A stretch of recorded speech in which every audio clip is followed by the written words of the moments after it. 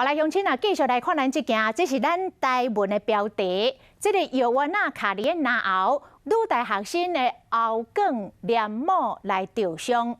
高雄一个女大学生因为有这个胃病，3顿固定都爱吞5粒的药丸啊，要困进前爱搁吞2粒。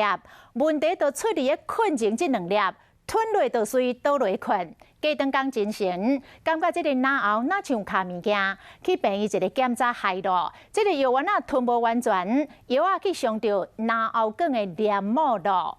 要提醒咱的乡亲时代，这个食药啊吞药丸啊，配滚水都爱配合有够，爱甲药丸啊甲吞落喉，嘛尽量莫讲安尼食药啊了后就随吞落困，安尼较袂讲药啊去伤到咱的南后颈。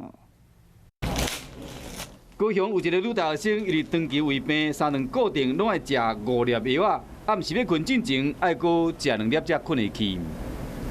进前伊就像安尼，药啊食了随倒入去困，过两天透早一个起床，脑壳壳搁会痛，就赶紧去找医生检查。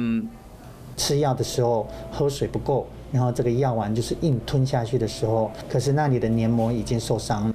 食药是因为水啉了无够，所以讲南后的黏膜已经伤掉啊。医生讲要食药进前爱先啉水。吞药之前呢，最好先喝一口水，把口腔的黏膜整个都润一润，然后再把水整个把这个食道啊、喉咙后面都滋润一下。尤其是筋膜梗的药丸啊，拄着水了会黏黏，放入嘴内，都要先甲水混合做伙，才慢慢啊吞落去，煞来搁啉一杯水。好药丸啊入去到胃，才袂讲食药啊卡条咧，苦搁兼伤南喉。